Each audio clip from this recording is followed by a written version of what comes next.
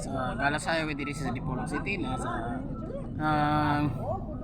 ay nasa kauban niya sila sa akong lumikanan. So we start tayo guys din. Kasi traffic na naman yung alas di magigabot ako guys. Dami kasi live kasada dyan. Basta babit na naman dito yung kasada namin and then yung iba kasi yung especially yung kasama namin sa business mo sa madami na rin yung paling sa hospital sa sila wala sila guys dito especially kasi man Nasty Nasty say hi. Hello. That's your guys po. The very first and second day tayo dito sa Dipolog City. And then let's have discussions about these parts natin dito. These hours natin guys.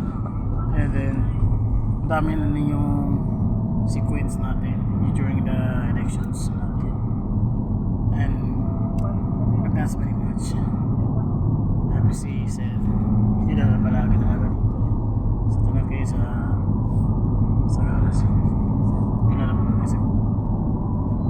And I think you can see this na kalsada kasi dito grabe napakaganda dali guys. So that's pretty cute.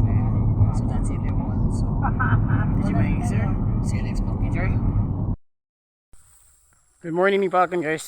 This is a morning here. So banang init dito sa Lipagan guys. And then may updates pa tayo dito sa mga racing teams sa Southcom guys na hindi pa ako naka-upload. 1 month na ako dito guys. Pero ang problema kasi na nakabayar yung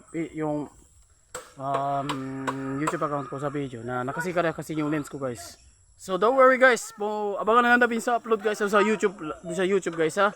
Para mga experience na sa line, kanta o EDM and then other music dito sa ako YouTube guys. So stay tuned guys sa Ikim channels.